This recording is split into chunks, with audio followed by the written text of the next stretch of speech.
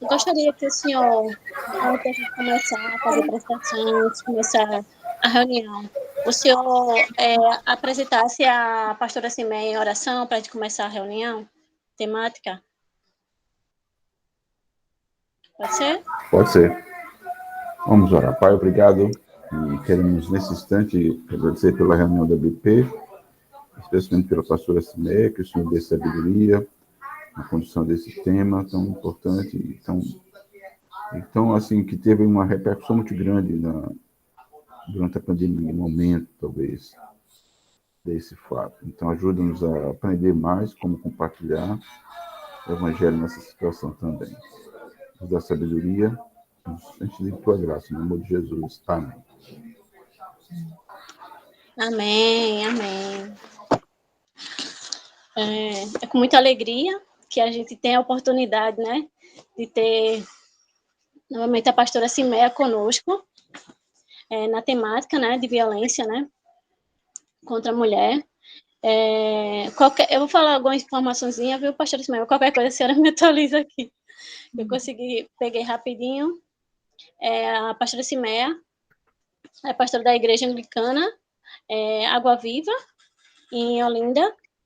Pelo breve que eu consegui de informações, parece ser que a pastora Cimeia tem um currículo, né, grande, assim, de atuação, né, há mais de 20 anos. Ela deu início, né, a uma história de amor entregue para famílias, né, que moravam em situação desumana, no lixão de Olinda, né, dentre outras ações, que ela também está à frente, né, eu até participei também de ações para mulheres com relação à autoestima, com relação à violência contra a mulher, e louvamos a Deus pela vida dela, pela disponibilidade, né, em servir, e passo a palavra para a senhora para acrescentar um pouco mais sobre a sua atuação e, em seguida, começar a temática de hoje.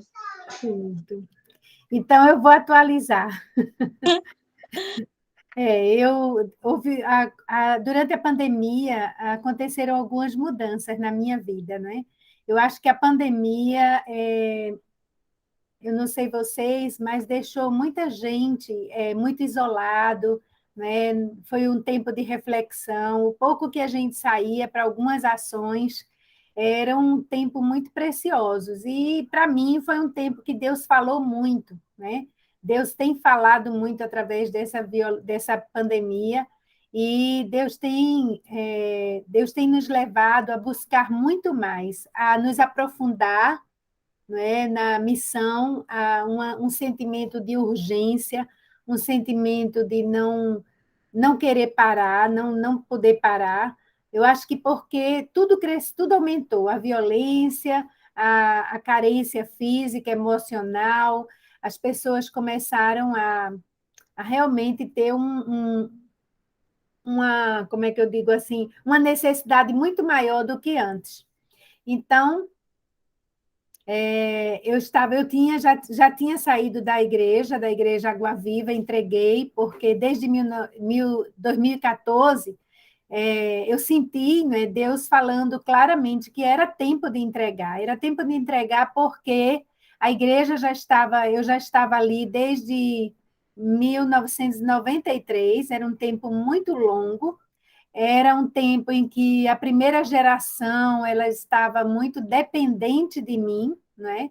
Eu tinha toda uma relação maternal e a gente se torna uma pessoa, digamos assim, cuidadosa demais. Então, eu senti que para que a comunidade reagisse, era necessário mudar. E Deus tinha mostrado claramente que era um ciclo que estava fechando. E aí eu falei com o bispo, mas depois meu marido ficou por um período de transição. Ele ficou só por 5 anos, porque em 5 anos ele seria aposentado, né? Seria a idade de aposentadoria de um clérigo. E então eu fiquei, às vezes eu viajei muito, mas aí na pandemia, eu já estava visitando outras igrejas e Deus falou claramente que eu precisava mudar. E não era uma questão da igreja. Eu estava muito bem com a minha igreja, muito bem mesmo, uma fase muito boa, mas era como se não tivesse mais nada para fazer ali. Deus me queria em outro lugar. E eu fui e fiquei aguardando, até que eu fui visitar uma igreja que eu já conhecia, e lá eu me senti em casa. Foi uma sensação altamente estranha, porque eu estava na igreja desde 1976, e, de repente, assim, eu me senti em casa, e na minha igreja eu estava me sentindo fora de casa. E aí Deus confirmou, eu hoje estou na família 61, né, com o casal Cláudio e Cris Catel. É uma igreja totalmente diferente da minha, mas eles, como eles se converteram na igreja episcopal, existe muita raiz ali, né? Mas a visão deles é uma visão muito para fora da igreja. Isso era uma reclamação que todos tinham de mim, que eu só queria olhar para fora. Eu só queria olhar para fora. Então, minha visão sempre foi de olhar a cidade, olhar o Brasil, me engajar no que Deus quer fazer para o Brasil. E é uma igreja que me leva a realmente a 100%, né? Eu me sinto 100% engajada com a questão da visão integral do Evangelho. Então, eu fui, né? E cada dia eu me sinto mais à vontade, a visão cada vez mais conectadas. Eu acho que eles me conheciam mais do que eu os conhecia. Então, eles já me acompanhavam desde quando eles eram da igreja de Paulo Garcia, que todos éramos de uma só igreja. Então, eu estou ali agora, ainda vai fazer um ano em janeiro, mas eu estou realmente numa posição muito tranquila, faço parte do presbitério, né? Mas eu tenho andado com muito cuidado para não chegar ao extremo que eu cheguei antes de cansaço, né? Então, eu estou me sentindo muito bem e me restaurando de um tempo longo que eu passei lá no lixão com um estresse muito grande. A igreja do lixão está muito bem, está muito linda, graças a Deus. Né? Aquela história de você dizer, puxa, não morreu. Eu acho que de todos os trabalhos que eu já fiz, aquele está sendo o melhor, o mais bem assistido quando eu entreguei. Então, para mim, é uma alegria, é uma honra hoje estar nessa nova fase, nesse novo ciclo, me sentindo mais madura, mais engajada, mais integrada no contexto do que Deus está fazendo no Brasil e na cidade. Trabalho na Visão Mundial, sou coordenadora do Mulheres de Visão, não sei até quando, porque as coisas estão se movendo, e aí eu estou aqui. Obrigada, né? Pelo menos agora vocês já sabem que eu não estou mais na igreja anglicana, né? Mas estou em outra igreja. Eu queria começar pensando sobre a violência doméstica e o que vocês pensam sobre violência doméstica, porque as notícias são muitas, né? E a gente fala demais sobre violência doméstica, né? Hoje todo mundo fala sobre violência doméstica, e eu queria começar dando um contexto, quer dizer, uma tendência maior ao que a gente pode fazer sobre como a gente se posicionar contra essa violência que está em torno, né, da nossa vida. Eu queria começar lendo um trecho de Deuteronômio 6, que é um fundamento muito forte para as famílias, né? Deuteronômio 6 diz assim: esta é a lei, isto é, os decretos e as ordenanças que o Senhor, seu Deus, ordenou que eu lhes ensinasse para que vocês os cumpram na terra para a qual está indo, para dela tomar posse. Desse modo, vocês, seus filhos, seus netos temerão ao Senhor, o seu Deus, e obedecerão a todos os seus decretos e mandamentos que eu lhes ordeno, todos os dias da sua vida, para que tenham vida longa. Ouça e obedeça, ó Israel. Assim tudo lhe irá bem, e você será muito numeroso numa terra onde mana leite e mel, como lhe prometeu o Senhor, o Deus dos seus antepassados. Ouça, Israel. O Senhor, nosso Deus, é o único.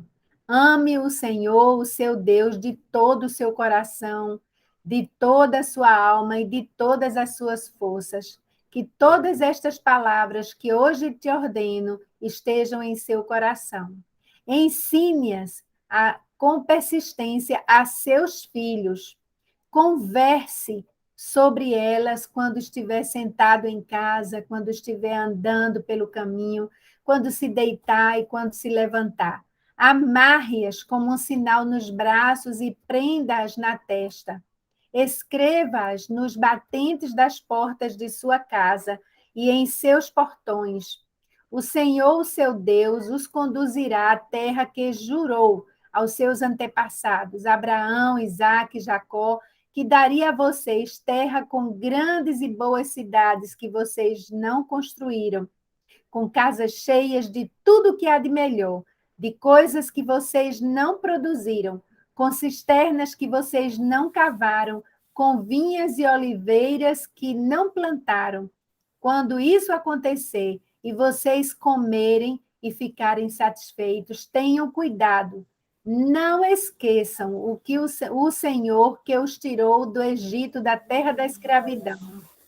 Temam o Senhor seu Deus e só a Ele prestem culto e jurem somente pelo seu nome.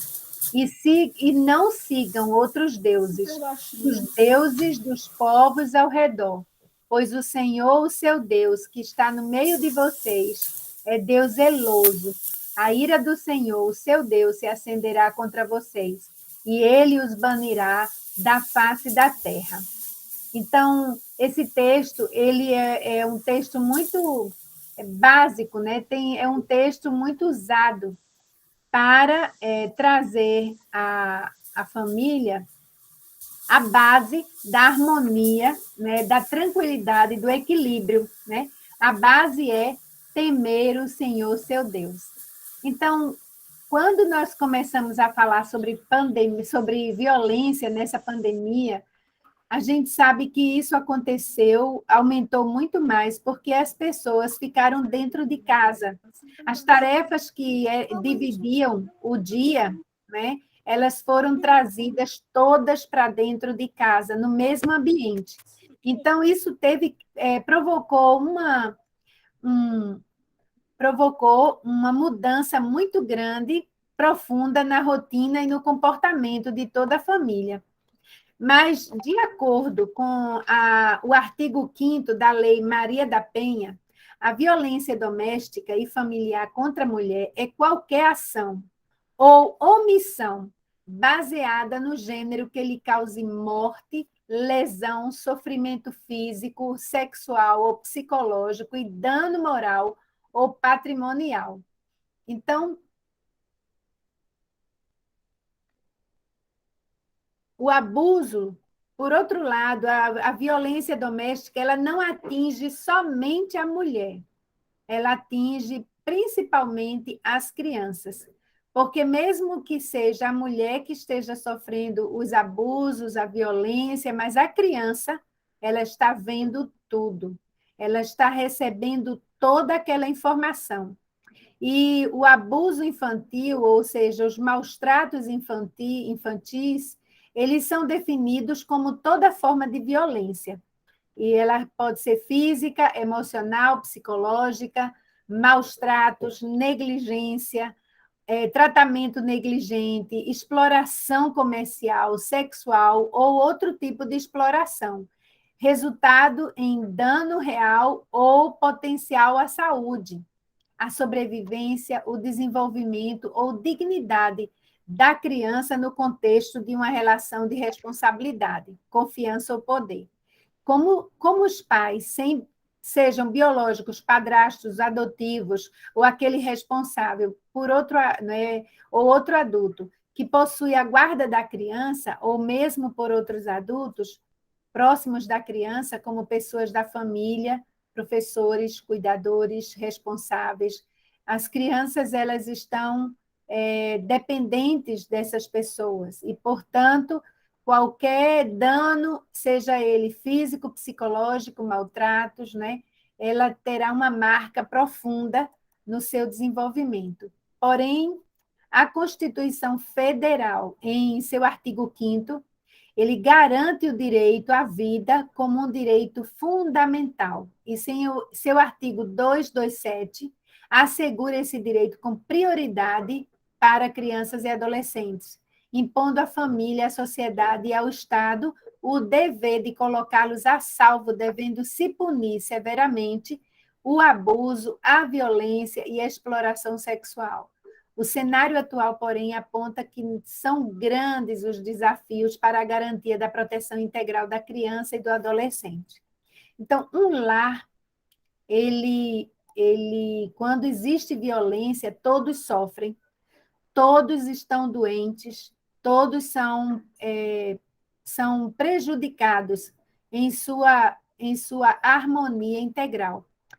No Brasil, eu acho que vocês já conhecem esses dados, os principais tipos de violência registrados contra crianças e adolescentes em 2014 foram negligência, 37%, violência psicológica, 21%, violência física, 25%, e sexual, 13%. E, de acordo com os dados do Disque Direitos Humanos, o Disque 100 foi o mais utilizado. Bom, essas informações sobre mortalidade. Quanto à violência letal, é assustador. Em 2013, ocorreram 57.396 homicídios no Brasil. Desses, 10.723 foram assassinatos de crianças e adolescentes com idade entre 0 e 19 anos. 18,7% dos homicídios, o que representa uma taxa de aproximadamente 16,7 homicídios por 100 mil habitantes, de 0 a 19 anos, sendo esta a principal causa da morte. Ainda 79% dessas mortes foram causadas por armas de fogo. E será que a violência é algo que começa na casa ou é algo que vem da cultura? De onde vem a violência doméstica, né? Uma doutora em sociologia pela Universidade de Michigan, a doutora Luísa Barros, ela escreveu o seguinte: não é a violência que cria a cultura, mas é a cultura que define o que é violência. Ela é que vai aceitar violências em maior ou menor grau, a depender do ponto em que nós estamos enquanto sociedade humana, do ponto de compreensão do que seja a prática violenta ou não, né?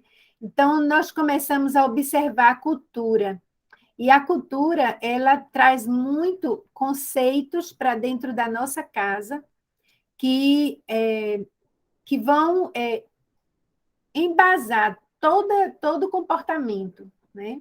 Eu costumo fazer o seguinte: quando eu estou preparando um casal para o casamento, eu gosto muito de fazer uma dinâmica.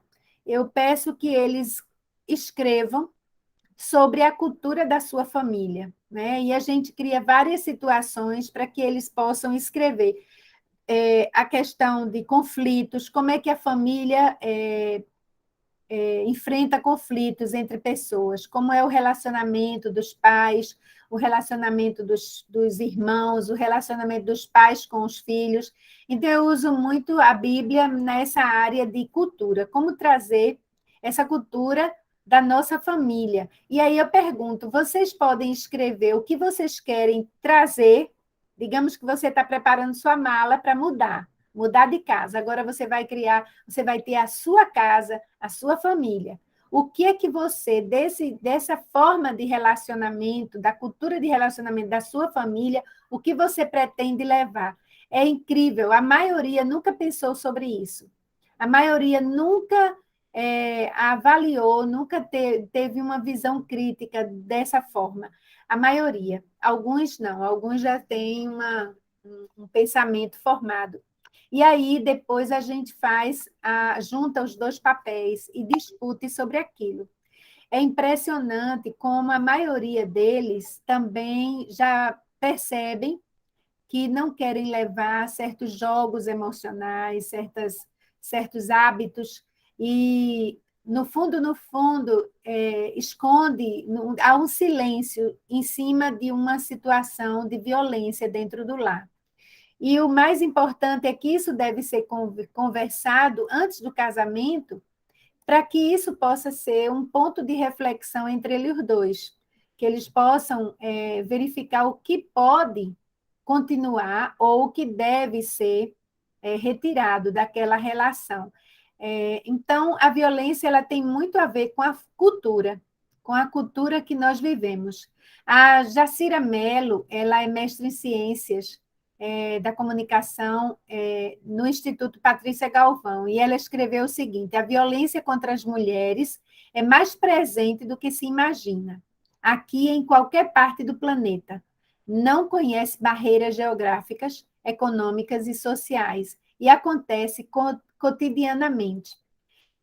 Phumzile Mlambo, ela é secretária-geral das Nações Unidas, no setor executivo de mulheres. Ela escreveu o seguinte: é inaceitável que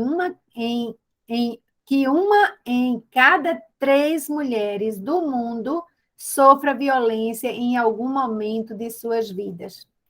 Vocês colocaram no cartaz 1 em 5 mulheres, mas a ONU tem o número de 1 em 3 mulheres. Então, se nós estamos com 3 mulheres aqui, nós temos mais. Então, a ONU diz que há um tipo de violência entre cada pessoa, seja ela psicológica, seja ela física, seja ela patrimonial, seja ela de outras formas, né? Então, falar de família, falar de violência, é falar de algo que todos já experimentaram. É o espaço íntimo, onde seus integrantes procuram refúgio sempre que se sentem ameaçados. Nós vemos muitas pessoas que preferem estar fora de casa. Eu prefiro ficar fora de casa. Nessa pandemia foi isso que aconteceu, né? Muita gente dizendo: eu não aguento mais ficar em casa. Eu não aguento mais ficar tanto tempo com a família. E alguns diziam: é porque eu estou acostumada a trabalhar. Mas, no entanto, esse núcleo familiar é onde acontecem situações que modificam para sempre a vida de um indivíduo, deixando marcas irreparáveis em sua existência. Uma dessas situações é a violência que acontece entre marido e mulher, entre pais e filhos, e isso vai prejudicando para sempre aquelas pessoas, os indivíduos. A criança e o adolescente são pessoas que estão em fase de desenvolvimento, e para isso, que isso aconteça de uma forma equilibrada, é preciso que o ambiente familiar propicie condições saudáveis de desenvolvimento, o que inclui estímulos positivos, equilíbrio, boa relação familiar, vínculo afetivo, diálogo, entre outros. Eu estava vendo uma palestra sobre vínculos afetivos, né? E o palestrante dizia que esses vínculos que se cria entre mãe e filho, eles são tão importantes para o desenvolvimento psicológico, da personalidade, do caráter da criança. E ele falou, mostrando como é importante esse apego entre mãe e filho, entre pais e filhos, para que ele tenha confiança, ele consiga desenvolver. E aí ele mostra um exemplo, né, de uma criança de menos de 1 ano, mas ela já tinha quase 1 ano, por volta de 1 ano, e a mãe interagindo com ela, conversando, sorrindo, e ela, cada vez que ela conversava, ela não sabia falar, então ela fazia besourinho, ela apontava alguma coisa, ela estava totalmente engajada com a mãe, falando, né, conversando por gestos, e a mãe observando e rindo cada gesto que ela fazia. Aí o palestrante fez, né, disse: agora observe o que a mãe vai fazer. Então a mãe simplesmente congelou, ficou olhando assim para uma posição fria, e a criança continuou interagindo, e ela totalmente fria, congelada. A criança percebeu que ela não tinha reação nenhuma, e a criança chorou profundamente. Foi um choro de dor. Então, a mãe, quando olhou para ela, que voltou, ela com o rostinho cheio de lágrimas, ela começou a reagir, sorrir. Então, ele disse, isso é uma violência contra a criança, né? Isso é uma violência, você não interagir, você negligenciar, você ignorar uma criança, você ignorar uma esposa, você ignorar um marido, você ignorar... a violência, ela pode ser tão sutil, mas aquilo vai atingir a família, né? De uma forma, e o indivíduo de uma forma profunda e uma forma permanente, né?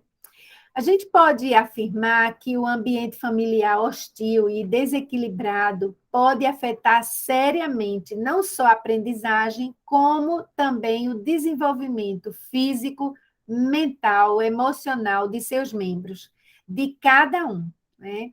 Então, onde há uma família que não tem alegria, onde há uma família que não tem criatividade, há uma família cansada, há uma família que não suporta estar ali, há uma família prestes a explodir. Mesmo que seja uma família muito educada, mas ela vai sofrer e vai haver um tipo de violência silenciosa, mas vai haver. O aspecto cognitivo e afetivo estão interligados e por isso que toda essa relação é importante para o bem-estar da família, do bem-estar emocional. Então, uma família se desestrutura plenamente quando não existe esse desenvolvimento, essa aprendizagem mútua, esse ambiente de crescimento. Então, o tema da palestra é violência doméstica, um desafio para a igreja. E eu fiquei pensando, né? Como é que a gente pode despertar as igrejas? Como é que a gente pode trazer esse tema para dentro da igreja? Eu estava olhando a Folha de São Paulo, do dia 18/7 de 2021, ele traz uma história de uma cantora gospel, a Késia Freitas, né? E foi um escândalo. Ele conta como foi ela foi exposta ao ridículo num shopping, sabe? Isso aconteceu em vários lugares, o marido espancava ela, e assim, havia um silêncio naquela família, mas a comunidade cristã, ela tem seus motivos para esse silêncio, esse silenciamento, né? O primeiro é o machismo embutido nos sermões, que exigem a submissão das mulheres. Eu estava vendo um pastor, há pouco tempo atrás, falando sobre a ordenação feminina, e ele totalmente contra a ordenação feminina, mas ele não tinha base bíblica, ele apenas dizia que a Bíblia não tem ordenação de mulheres. Mas não era pelo argumento dele, mas era a fisionomia do rosto, sabe? Era a forma, a linguagem corporal.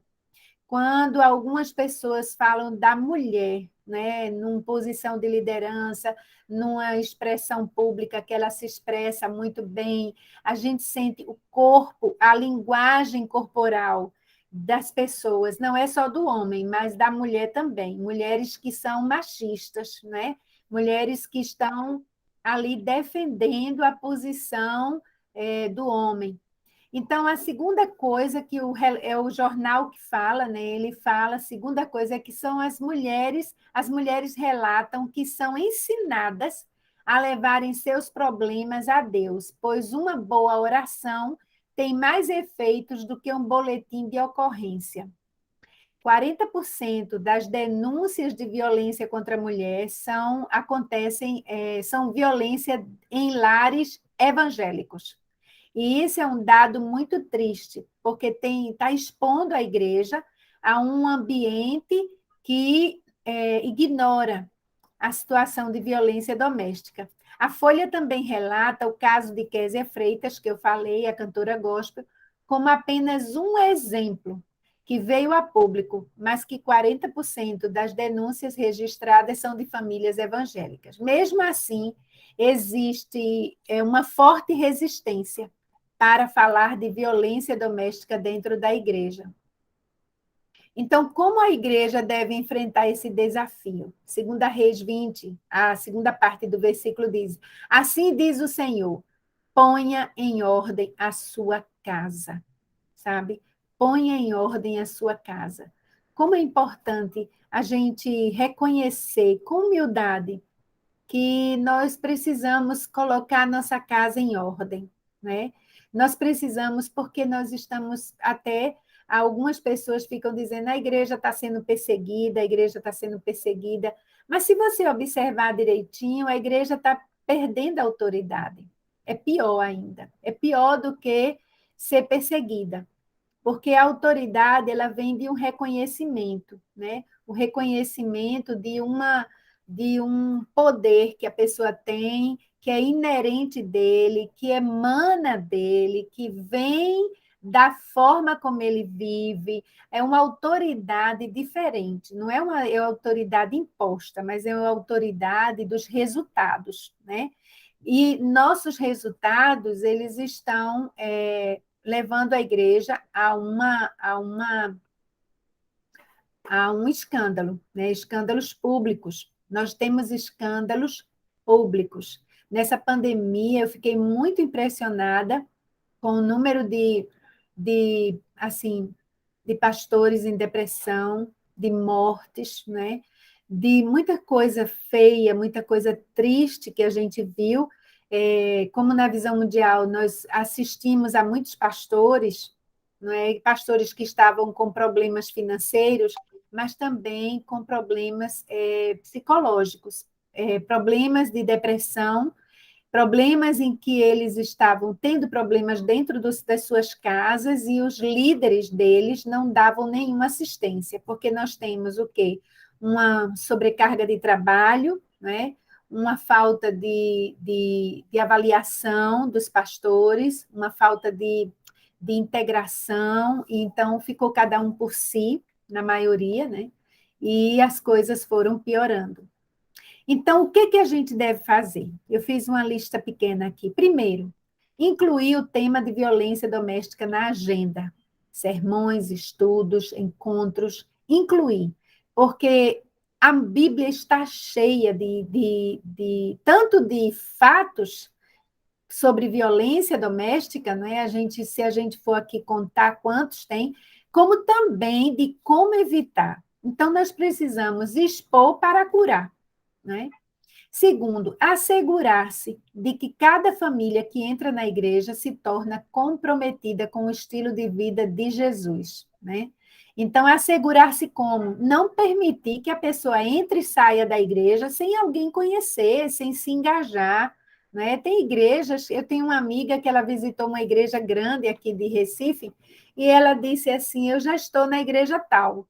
Aí depois a outra chegou e disse assim, você está nos visitando no outro domingo? Ela disse, eu já estou aqui há 5 anos, há 5 anos.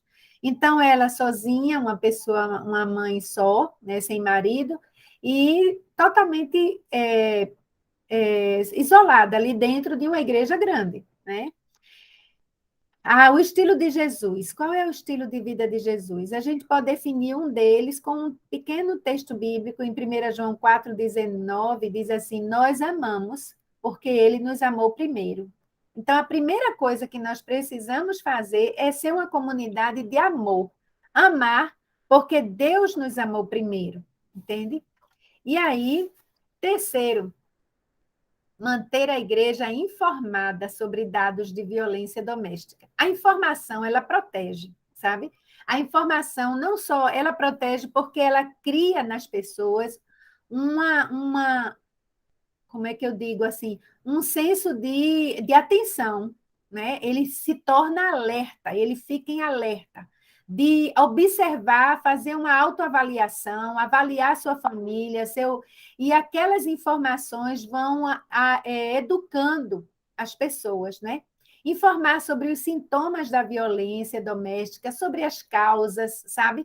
trabalhar a questão dessa infância, né? Ou desse contexto que nós vivemos. Não é somente dados, mas é trazer a informação de que como nós podemos evitar a violência. Qual é o antídoto? Né? Qual é o antídoto? A informação, para quem está vivendo uma harmonia, não tem problema nenhum, não é? Porque ela vai começar também a ajudar, a apoiar. E para quem tem problemas em casa, começa a ter um alerta. Vamos cuidar do nosso caso, da nossa casa, ponha em ordem a sua casa.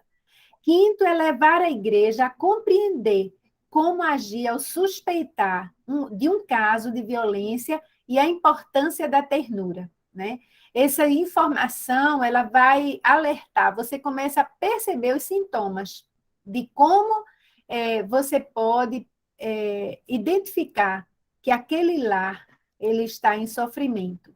Em Gênesis 2:24, nós ouvimos, né, Deus falando: por essa razão o homem deixará pai e mãe e se unirá à sua mulher e eles se tornarão uma só carne.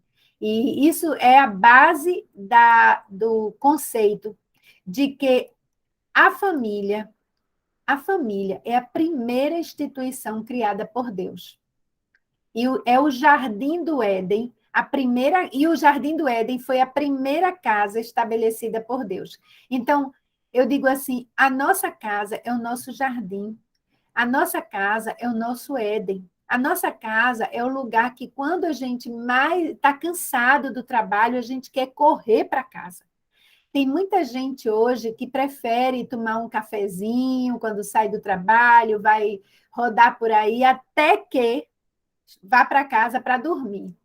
Então, nesse Jardim do Éden, tudo era belo, tudo era funcional, tudo era agradável. A nossa casa precisa ser bela, funcional e agradável. Se sonhamos com uma sociedade menos violenta e com mais justiça social, a família precisa ser tratada. A casa precisa ser colocada em ordem, né?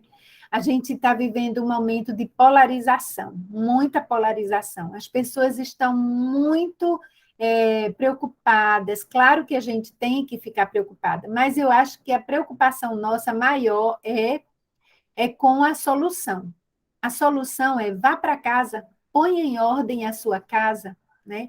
Quando a gente começa a pôr em ordem a casa, é contagiante, é contagiante. O ambiente familiar, ele precisa ser o melhor lugar, que fortalece seus habitantes, e onde o tratamento expressa amor, respeito e organização. Acho que, lendo algumas frases e vendo algumas palestras, alguns livros de Debbie Titus, né, a esposa de Larry Titus, e ela falando sobre esse ninho de amor, esse lugar onde você organiza. Você entra numa casa, ela fala que você começa a perceber, pela arrumação da casa, você sabe as prioridades daquela casa. Pelo jeito que você decora a sua casa, você sabe qual é a prioridade. Se você tem uma casa que ninguém consegue andar, porque tudo se tocar quebra, não é? Você valoriza muito a beleza, a estética. Mas se você chega numa casa que tem aquele sofá gostoso, aquele ambiente que as pessoas podem sentar e conversar, né? Você sabe que a prioridade ali é relacionamento. Então, a gente precisa refletir. Qual é a prioridade da nossa casa? Outra coisa que a gente precisa observar é a questão da parentalidade. Como é que nós estamos ensinando aos nossos pais e mães na igreja sobre como desenvolver uma parentalidade terna? E a gente fala muito de ternura na visão mundial, né? A ternura. Uma parentalidade com ternura farão com que seus filhos cresçam se sentindo amados, protegidos e adequados para o futuro. A igreja, ela tem uma oportunidade tremenda agora. Toda vez que o mundo entra em crise, Deus usa o seu povo para trazer mudanças, para fazer mudanças. Então, cabe a nós influenciar as igrejas a ser resposta para um mundo tão tamanho sofrimento, né?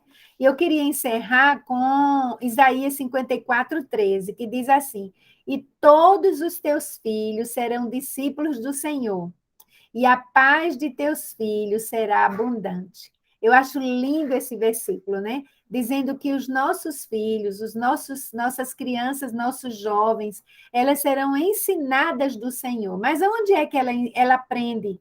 Onde é que nós educamos a criança para que ela seja, né? Ela nunca deixe o que ela aprendeu quando era criança. É na família, não é na igreja. A igreja é um lugar para celebrar, mas é na família que nós...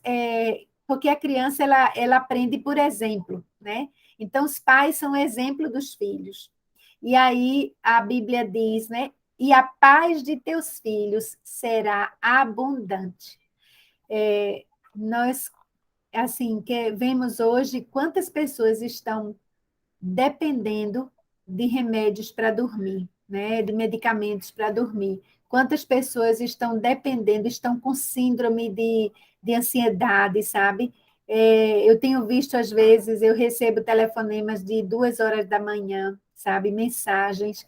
E quando eu vi que várias pessoas estavam tendo aquela angústia, aquele medo, aquele pânico, até mesmo nas comunidades. Essa semana, um rapaz que era criança pequenininha no lixão quando eu cheguei, hoje ele é um homem, é pai, e ele escreve para mim: pastor, eu estou com muito medo, eu estou com muito medo.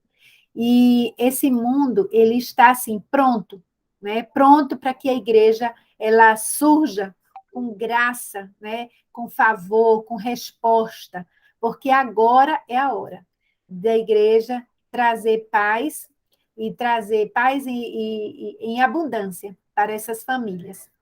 Então, muito obrigada pelo convite. Tem muito assunto, tem muita coisa para a gente falar, mas a gente sabe que o tempo é curto. Então... Obrigada, pastora Cimeia, pela abordagem, a temática, pela todo o compartilhar, pela vivência, né? E também pela provocação, né? Também trazer isso para nós também, para voltarmos, né, para nossas comunidades, né, locais, né? E fazermos mudança, né? Começando pela começarmos, né, para incluir isso nas nossas agendas, né, locais, né? Que o Senhor nos dê sabedoria e que não deixemos isso, né, apagar, né, em nossas mentes diante do tema tão urgente sobre esse cuidado e atenção às mulheres e a seus filhos, né? Eu só queria também poder abrir, pastora, para 3 perguntinhas, tá certo? Rapidinho também, gente, eu só gostaria que não estendesse muito, porque a pastora ela está fazendo também a especialização, então ela o dia hoje para ela tem essa atividade de programação da especialização dela, então é bastante corrido para ela, tá bem? Então, quem gostaria primeiramente de fazer a primeira pergunta? Estou vendo já a Dai, aqui a minha sobrinha Esther, está querendo interagir. Pronto, Dai. Você gostaria já de começar a fazer a primeira pergunta?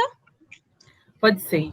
Boa tarde, né, a todos aqui, a todas, irmã Iraci, esse pessoal lindo aí do Recife, parabenizar a pastora por uma fala tão rica e oportuna. Eu ouvindo uma vez uma fala de um psicólogo, né, da psicologia negra, Lucas, esqueci o sobrenome dele, ele falou uma coisa bem interessante, que antes de nós colonizarmos até uma estrutura geográfica, um dos espaços de colonização são as nossas mentes. E a gente cresce hoje em dia, né, de maneira galopante, com um evangelho que ele se destoa muito daquilo que é uma pregação cristocêntrica, né, neoliberalizante, a gente percebe, né, os pentecostais, em que essa pauta de costumes, ela tenta até subverter, tenta não, ela busca subverter cada vez mais o Estado democrático de direito, esse espírito republicano. E a gente percebe que, concomitantemente a tudo isso, a capacidade de estudar, de refletir criticamente, de ouvir outros saberes, teólogos, realidades históricas, né, sociológicas, antropológicas, há um distanciamento tão grande da igreja, escolas dominicais têm sido fechadas, e a gente percebe em uma sociedade cada vez mais o recrudescimento por um saber palatável, mas pouco profundo. Então, tudo que a senhora tem dito aí, a gente percebe que que eu tenho dito aqui, eu creio que seja um campo fértil para essa mentalidade hostil, para essa violência, para esse ideário ser sedimentado. E dentro dessas comunidades de fé, diante do que eu tenho sido posto, que normalmente estão sendo ocupadas por homens héteros, brancos, pastores de gabinete, uma retórica que hoje nem eu acho bonita, mas assim que pode impressionar muita gente, mas que a prática se destoa desse processo de mudança, né? E aí, como é que a gente age diante dessas pessoas tão austeras que diante de um púlpito se sentem os donos e as donas do poder? Só um E a minuto. gente... Sim. Sim. Tá bom, vai. Desculpem, gente. Não, fica à vontade. Então, minha dúvida... Posso continuar? Então, minha dúvida é como agir nesse espaço que nós nos sentimos, né, tão ínfimos diante desse poder tão extremado que tem ali dentro dessas instituições cristãs. Aí é que eu iria saber como agir. Eu achei tua pergunta tão boa, tão rica, tão apropriada para esse momento, porque a gente está falando de violência e a gente começa a ver que a reação das pessoas tem sido com outra violência, né? Um comportamento ainda violento, mesmo para confronto. E eu creio que hoje a maior autoridade é a humildade, sabe? Eu acho que a humildade ela é a maior autoridade que a gente pode ter. O estilo de vida de Jesus. Jesus nunca foi para o confronto, nunca. A gente não vê Jesus no confronto, só em casos com as autoridades, né, da igreja.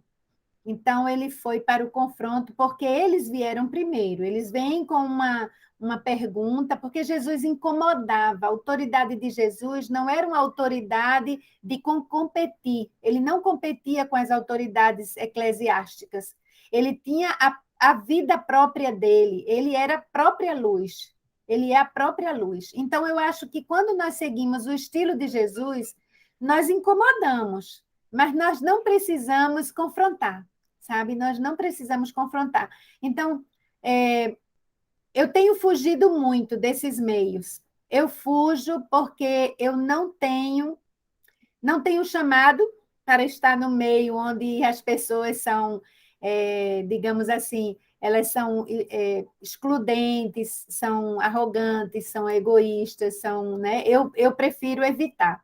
E Jesus era resultados. O impacto de Jesus, que Jesus causava, era pelo resultado. Então, meu comportamento, se a gente está falando de violência, se a gente está falando de uma sociedade desumanizante, nós precisamos aprender a humanizar essa sociedade.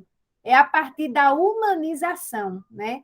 É uma reação à desumanização, é a humanização. Jesus, ele foi o perfeito humano, 100% humano. Ele foi totalmente humano, plenamente humano, e não deixou, né, de ser 100% Deus.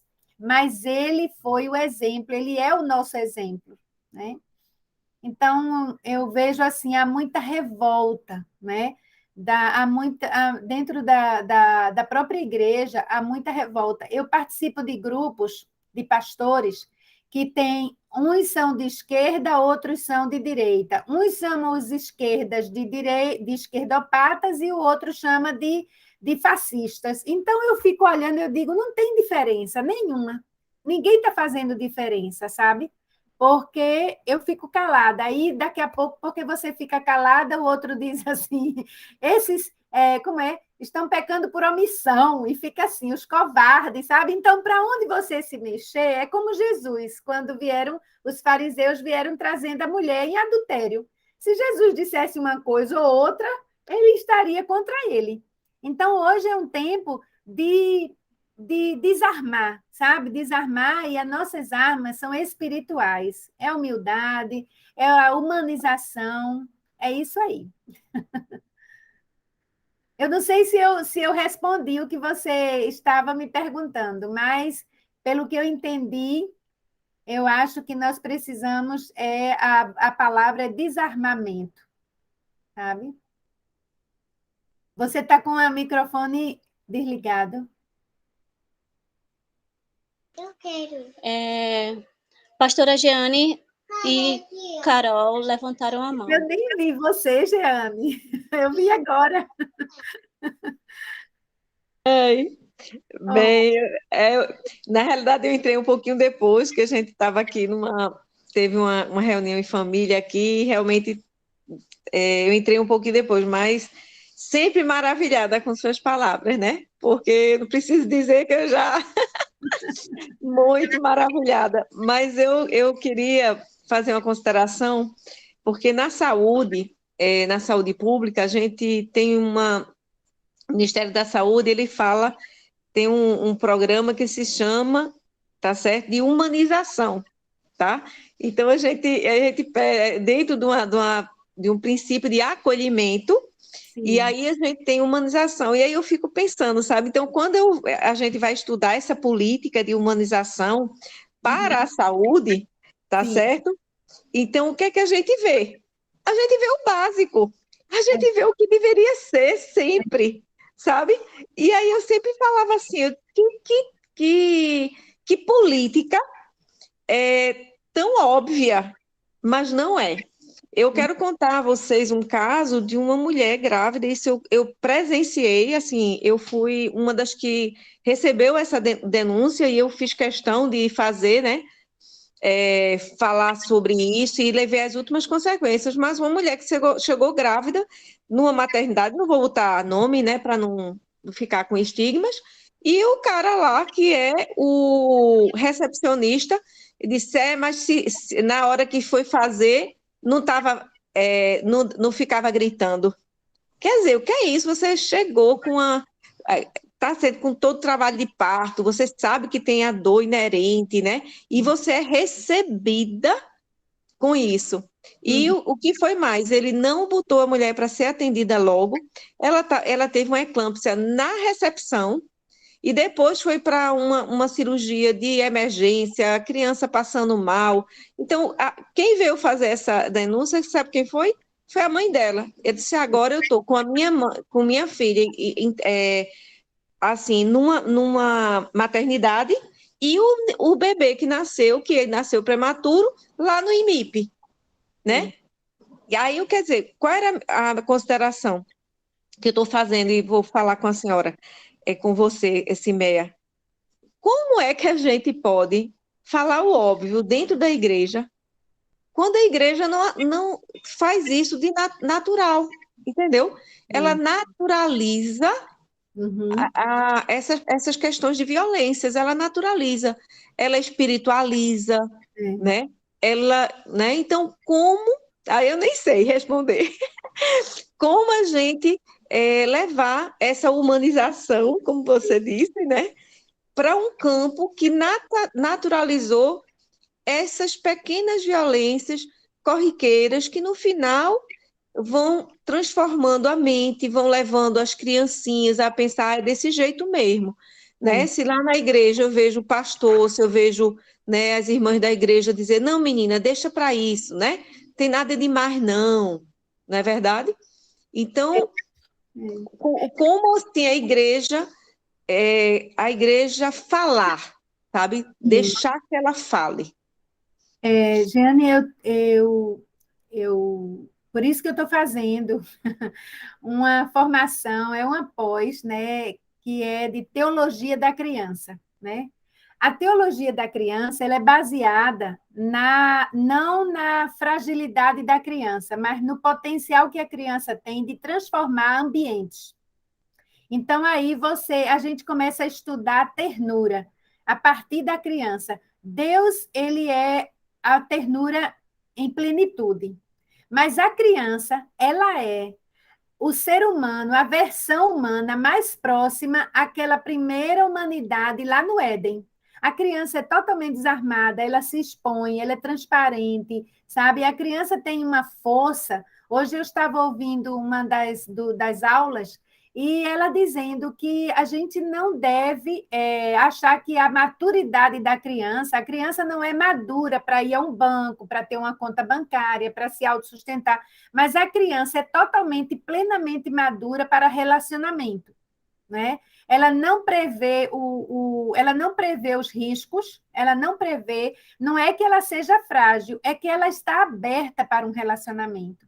E a igreja, o adulto, ele perdeu essa capacidade. Então, a gente precisa voltar às origens, a gente precisa. Por isso que Jesus pegou uma criança, colocou no meio dos discípulos. O que que os discípulos estavam fazendo? Estavam competindo. Quem é que vai assumir tal cargo? Quem é que vai ser o maior, sabe? Eles estavam preocupados com a posição deles, né? E a igreja hoje está assim, está preocupada com sua posição, né? Em vários níveis. E aí, o que Jesus fez? Pegou a criança, colocou no meio e disse: enquanto vocês não se tornarem como essa criança, vocês não verão o reino dos céus. Vocês não entenderam nada, nada, nada, nada. Aí o que acontece? A gente precisa, talvez, começar. O Espírito Santo é super criativo. Se tem alguém que é criativo, é o dono da criatividade, é o Espírito Santo, né? Eu sempre gosto de lembrar como é que uma mãe, do jeito que Joquebede estava, no estresse, vendo seus vizinhos sendo mortos, ela tem uma ideia, ela e Miriam, de fazer um cestinho e colocar no rio, né? Aí eu digo, o Espírito Santo, né? O Espírito Santo. Então, o Espírito Santo pode levar para a nossa igreja coisas que a gente vai resgatar. Se eu me sinto um agente de humanização, se Deus me chama para ser uma humanizante, por exemplo, hoje eu quero me especializar nessa ternura. A ternura tem uma formação na Visão Mundial que está suspensa por enquanto. Eu sou a detentora dessa formação. A ternura começa em casa, né? Ela está suspensa porque agora a gente tem que trazer tudo para a plataforma. Então, zerou. Mas eu acho isso tão necessário que eu quero fazer. Independente disso, eu quero fazer, sabe? Ajudar grupos, formar pessoas que sejam multiplicadoras da ternura. Porque quando você começa a refletir sobre como você foi formado, sabe? É como se fosse um curso de cura interior. Mas você não vai entrar naquele lado da espiritualização. Você vai trabalhar as questões de cultura, de hábitos, né? Como é a formação de uma criança dentro da ternura, como é a educação de uma criança dentro de um lar de ternura, como é no ambiente de trabalho, sabe? E aí vai o meio ambiente, você leva a ternura para todas, são 12 oficinas. Mas cada oficina, um aspecto da nossa vida, do dia a dia. E como a gente pode trazer a ternura para isso? Então, tem aquele momento de reflexão em que você começa a ver como você fala com as pessoas. Olha, eu vi tanta gente chorando, porque reconhecendo que, às vezes, ela está desumanizando o ambiente, sabe? Ela sofreu traumas por uma palavra que, às vezes, é comum. Ah, que besteira, isso todo mundo fala, mas arranha, sabe? Mas fere. Então, essas coisas que a gente pode fazer na igreja, é uma espécie de reflexão, né? Uma reengenharia da linguagem, da nossa forma de tratar os outros, né? A gente, às vezes, é muito, mas tu és muito amostrada. Depende de como você coloca isso, chamar o outro de amostrado, né? Isso pode machucar muito, né? Machuca muito. Então, é esse tipo de coisa que a gente... É pequenininho, sabe? Começa, mas tem que começar. É como a criança. A criança parece tão frágil, mas ela é o agente de transformação. Nela está a força de mudança. É observar a criança e trazer a criança que está machucada lá dentro da gente, sabe? Que está ferida. Amém, verdade, pastora. Por último, e não menos importante, Agora dá a oportunidade Obrigada. para a Carol. Desculpe, alguém perguntou assim, é mostrado igual a exibido? É, Isso é nordestino, isso é pernambuquês. isso é Aqui a gente é pernambuquês. amostrado. Por isso que eu falei aqui, porque é engraçado. É isso daí. Vou passar a oportunidade agora para a Carol. Aí, depois que a pastora Simeia deu retorno sobre a pergunta, e a gente tira a foto oficial, tá certo? Para finalizar com ela, porque ela tem outras demandas, por gentileza. Eu vou comprar uma torneira antes que feche a loja e depois voltar para a aula. Vamos lá. Oi, gente, boa tarde. Boa tarde. Muito obrigada, Simeia, pela palavra maravilhosa. Eu queria trazer um pouquinho, talvez, da minha vivência e também lançar um questionamento, né? Eu sou médica e faço residência em medicina de família e comunidade. Então, eu trabalho em comunidades com uma situação de vulnerabilidade bem importante, né? E uma coisa que a gente tem visto bastante, né, como você já colocou, é o adoecimento psíquico no geral, e a gente encontra que nessas comunidades isso está acontecendo de forma, não sei nem expressar, de progressão geométrica mesmo. Então, a gente tem pego homens, mulheres muito adoecidos, com ansiedade, com depressão, várias questões, né? E eu acho que nos homens tem sido muito frequente a questão financeira, perda de trabalho, né? A questão de sustentar a família, mas nas mulheres é muito, muito frequente a questão do relacionamento, violência sofrida no lar, violência que elas nem mesmo conseguem identificar, mas que a gente na conversa claramente vê que existe, né? Além, claro, da questão financeira, porque eu acho que é geral, não tem como você estar bem se você não tem nem o que comer, né? Então, é uma coisa que eu sempre pergunto para essas mulheres como é que é a rede de apoio, e a maioria é de igreja evangélica, né? Igreja pentecostal. E a gente vê que são lares muito disfuncionais, são pessoas que nem sempre a família inteira vai para a igreja, geralmente é só a mulher e os filhos.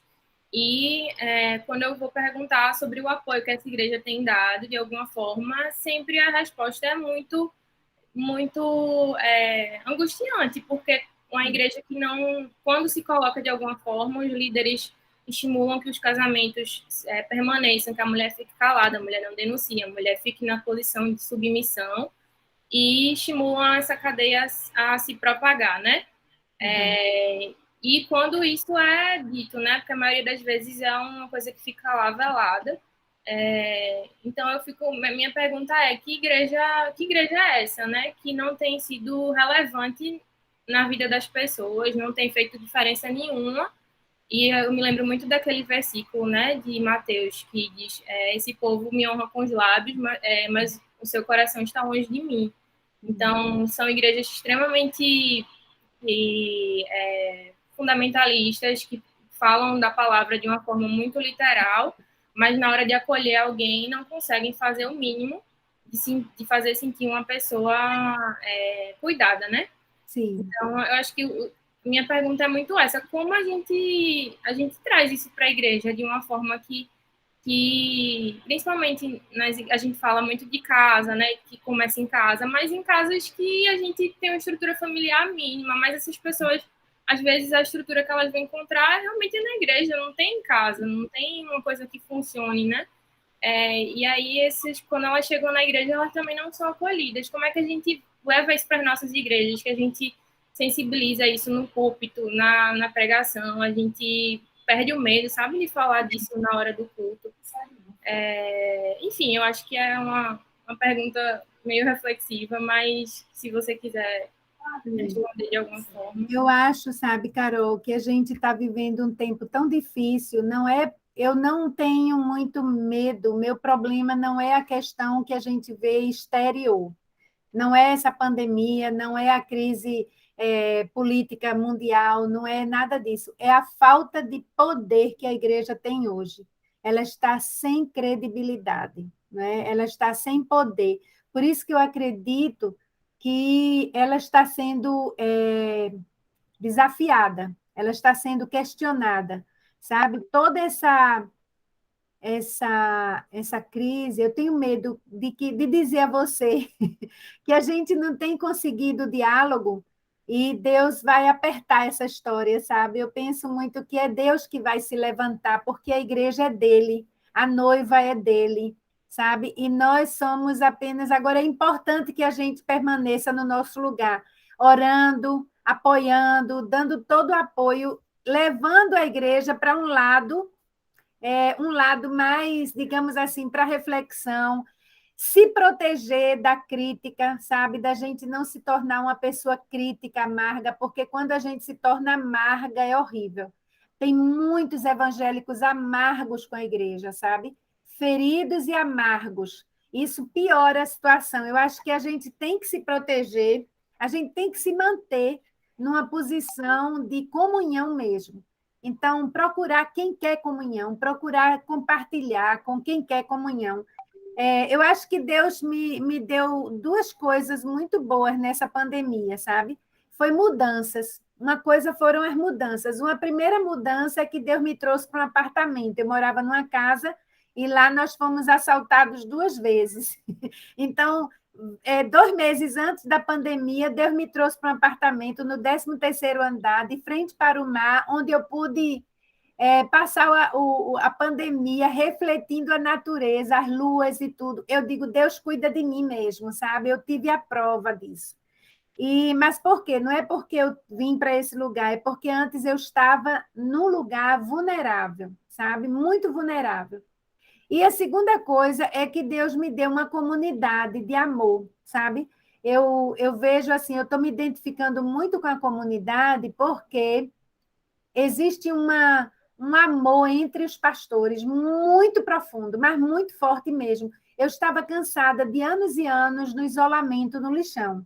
E eu cheguei num lugar que o povo me abraça, se eu disser eu estou cansada, ele faz sente aqui. Eles me tratam como um bibelô. Eu estava precisando disso, então hoje eu estou me reerguendo. E eu vejo lá, assim, a gente tem uma visão de ir para fora. Então, eu acho que a sintonia é muito importante. Não precisa mudar de igreja, não, sabe? Só precisa você identificar as pessoas dentro da igreja que pensam igual a você, sabe? Que pensam igual a você. Isso é contagiante. O amor, a ternura é contagiante. E não adianta a gente confrontar pastor, não. Não adianta, sabe? Porque quem trata com pastor é Deus. É só Deus, sabe? A gente não tem que se levantar, falar, se revoltar. Termina ficando amarga, sabe? E a gente não quer isso. A gente quer uma vida anti-violência. Aí. Opa, acho que foi microfonia. Queridos, vamos só fazer uma posezinha aqui para a foto. Muito obrigada, pastora Cimeia. De quê? Também aprendemos, né, com os questionamentos, né, de cada um e trazer essa reflexão, né, para nós. A gente vai fazer uma posezinha aqui para a foto para o Instagram. Também quem puder abrir a câmera. Eita, que é a sobrinha. Quem puder abrir a câmera, sorriso, lá vai. Deixa eu só fechar aqui.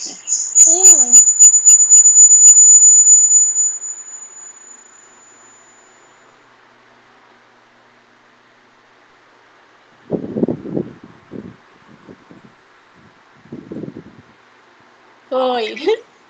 Eu queria fechar aqui porque está aberto as duas. Muito obrigada, pastora. Eu que agradeço. Pode ir para as suas demandas. Eu vou só dar os últimos avisos. Eu vou correr para fechar tudo. Depois quero conversar com a senhora sobre essa formação em teologia que a senhora está fazendo. Teologia na formação da criança e formação, né? A ternura começa em casa. Isso. Depois eu estou à disposição, tá? Para conversar. Beijo. Correr. Primeira. Pode ir. Beijão. Sempre. Eu vou só dar os últimos avisos. Tá bom. Saudade de você. Tá certo? Vou sair, tá? Tá certo, pode sair. Tchau. A próxima Araci. Eu quero falar com a Simone. Tchau. Diga. Vai com Deus. Pode falar. Posso falar? Pode. Pronto. É porque eu não falei com a Daiane por causa da microfonia, as baianinhas no meu coração, ui, ui, ui, queridas, bênção, né? E a irmãzinha dela. E eu vi que tem um ex-abeuense, que nunca mais, como é que é o nome dele? Quem?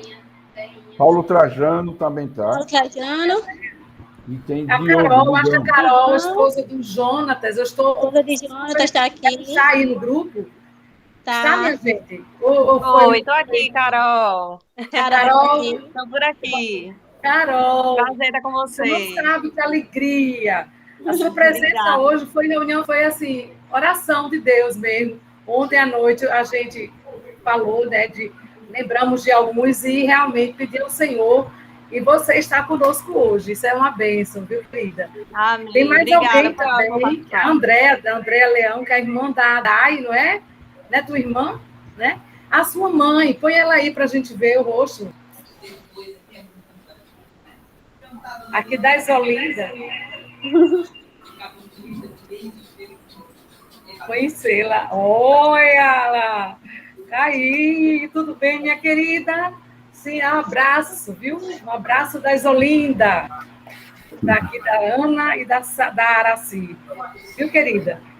Muito feliz. Era isso que eu queria dizer, falar e ver mais assim essas pessoas, que eu estou muito alegre. Valeu, gente.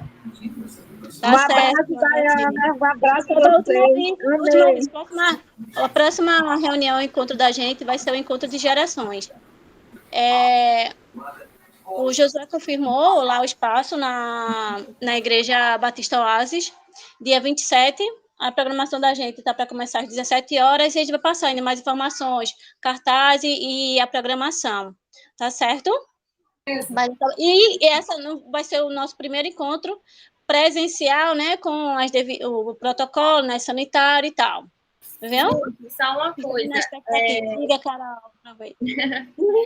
A coordenação de ABP resolveu que a gente vai realmente fazer um encontro regional de ABP. Vai ser em novembro. Então, dia 13 de novembro, a gente vai divulgar a partir do CR, né? E aí, se for possível, a gente queria pedir que os grupos locais se organizem para fazer esse momento presencial, acompanhando a programação online. Vai ser uma coisa bem, bem simples, não vai ser nada, né, sobrecarregado, nem nada. Vai ser só, provavelmente, uma programação na manhã e uma de tarde. E a proposta é que os grupos façam um almoço juntos, enfim. A gente vai começar a divulgar no CR, mas tá para novembro, dia 13 de novembro. Tá joia, ótimo. Vamos sim. BP Recife, a gente é top, vai se organizar, em nome de Jesus. 13 de novembro. Pronto, pessoal, é isso. Gratidão pela vida e presença de cada um de vocês aqui. E das pessoas, né? Encontro local. Então, 27 de novembro, nos encontramos presencialmente, em nome de Jesus. Beijo, gente. Tchau. Beijo. A Chaldeinha de Dai.